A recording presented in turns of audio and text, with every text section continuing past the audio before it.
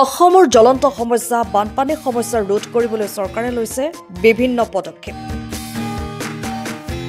বিভিন্ন ধৰণৰ আঁচনি ৰূপায়ণ কৰি নদী কাষৰীয়া অঞ্চলসমূহত মথাউৰি নিৰ্মাণ কৰি বানপানীৰ সমস্যা ৰোধ কৰাৰ চেষ্টা অব্যাহত ৰাখিছে।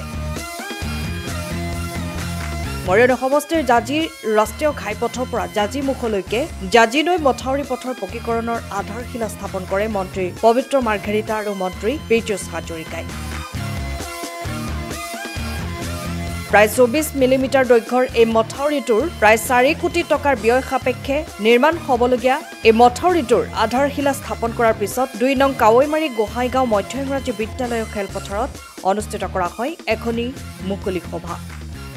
মৰিয়নি সমষ্টিৰ বিধায়ক ৰূপজ্যোতি কুৰ্মীৰ উপস্থিতিত মন্ত্ৰী পবিত্ৰ মাৰ্ঘেৰিটাই ভাষণ প্ৰসংগত বৰ্তমানৰ বিজেপি চৰকাৰৰ কাম কাজৰ ওপৰত আলোকপাত কৰে আৰু পীযুষ হাজৰিকাই ভাষণত কয় যে নিৰ্বাচনৰ আগত দি থৈ যোৱা প্ৰতিশ্ৰুতি আখৰে আখৰে পালন কৰিছে বৰ্তমানৰ বিজেপি চৰকাৰে।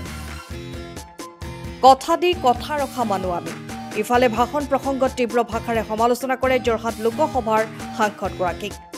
সাংবাদিকৰ সৈতে হোৱা সাক্ষাৎকাৰতো মন্ত্ৰী পীযুষ হাজৰিকাই কয় যে নিজেই এজন জুবিন গাৰ্গৰ অনুৰাগী। আমি জুবিন গাৰ্গক লৈ ৰাজনীতি কৰিবলৈ কাকো নিদিওঁ। মোৰ কাৰণেতো অত্যন্ত গুৰুত্বপূৰ্ণ, কাৰণ আজি মই যোৱা লোকসভা নিৰ্বাচনত দি যোৱা কেইবাটাও প্ৰতিশ্ৰুতি পালন কৰিবলৈকে সক্ষম হ'লোঁ। জাজি নদীত আমি প্ৰায় ২২ কিলোমিটাৰ মথাউৰিত পকীকৰণ কৰিম বুলি কৈছিলোঁ। ২৫ কিলোমিটাৰ, ৰূপজ্যোতিয়ে কৈছে ২৫ কিলোমিটাৰ। তাই ইয়ালৈকে আহিছিলোঁ, ৰাইজে দুখ দুৰ্দশাৰ কথা কৈছিলে, ৰাইজে দুখ প্ৰকাশ কৰিছিলে। স্বাধীনতা হোৱাৰ ৭৭ বছৰ পাছতো ইমান কষ্টত ৰাইজ থাকিব লগা হৈছিল আৰু ৰাইজক প্ৰতিশ্ৰুতি দি গৈছিলোঁ যে এই ৰাস্তাটো আমি পকীকৰণ কৰিম। মুখ্যমন্ত্ৰী ডাঙৰীয়াক অনুৰোধ কৰিছিলোঁ, ৰূপজ্যোতি কুৰ্মী ডাঙৰীয়া আৰু মই, আৰু তেখেতে ৪৪ কোটি টকা ইয়াতে অনুদান দিলে আৰু কাম আজিৰ পৰা আৰম্ভ হ'ল। অত্যন্ত সুখী হৈছোঁ। আগবেলা মই নাজিৰালৈকে গৈছিলোঁ। নাজিৰাত লোকসভা নিৰ্বাচনৰ সময়ত প্ৰতিশ্ৰুতি দিছিলোঁ যে তাতে প্ৰায় ১৯ কিলোমিটাৰ গেলেকীৰ ওচৰত ৩খন নদীৰ খনন কৰিম আৰু ৰাইজে যাতে খেতি কৰিব পাৰে। মই আকৌ কৈছোঁ, মোৰ কাৰণে অত্যন্ত আনন্দৰ দিন, আপোনালোকে কৈছে ঐতিহাসিক দিন। সেইটো কথা গম পাই অত্যন্ত আৰু সুখী হৈছোঁ।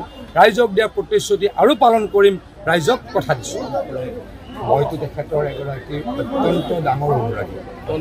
মই প্ৰথম দিনাখনৰ পৰাই কৈছোঁ যে তেখেতৰ এটা কেছেট মই নিজ হাতেৰে কিনিছোঁ। এতিয়াতো কেছেট বুলি কৈছোঁ, নিজ হাতেৰে কিনিছোঁ। গতিকে ৰাইজে তেখেতক শ্ৰদ্ধা জনাওক, সেইটো গুৰুত্বপূৰ্ণ কথা। মদ পান কৰি যদি তেখেতৰ সমাধিস্থলীত গৈ কাজিয়া কৰে, বেয়া ব্যৱহাৰ কৰে, সেই যে ভিডিঅ'বিলাক আহে, আমাৰ কাৰণে দুখজনক, জাতিটোৰ কাৰণে দুখজনক। আমি সমাধিত যাওঁ শ্ৰদ্ধা জনাবলৈ।